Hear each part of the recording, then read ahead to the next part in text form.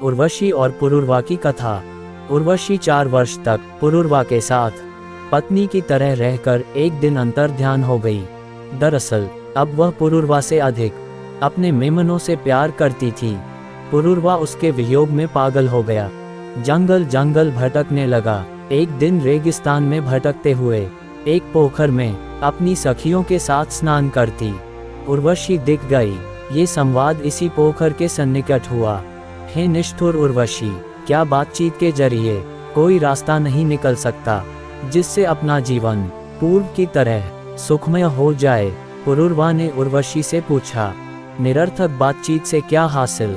मैं अब तुम्हारे लिए वायु की तरह दुर्लभ हूँ। उर्वशी ने कहा, तुम्हारे बिना मैं बेकार हो गया। भुजाओं से बाण तक नहीं उठता, सब कुछ धूमिल है।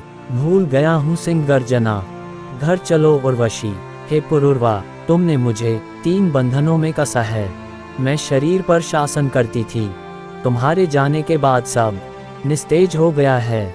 दूसरी अप्सराएं भी अब शोर मचाती नहीं आती। वे भयभीत हिरनियों और दांतों से लगाम काटते अश्वों की तरह भाग जाती हैं। मैं अतृप्त हूँ उर्वशी। पुरुरवा, जाओ, लेकिन आंसू बहाते हुए मत जाओ। भूल जाओ आसक्ति। मूर्ख, मेरा ठिकाना नहीं पा सकते। यहीं भूल लुंठित हो जाता हूँ उर्वशी।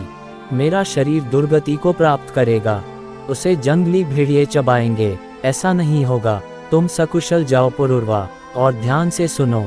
स्त्रियों की मैत्री स्थायी नहीं रहती। स्त्रियों और लकड़बग्घों का हृदय समान रूप से कठोर होता है। 4 बरस मैं तुम्हारे साथ रही पुरुरवा।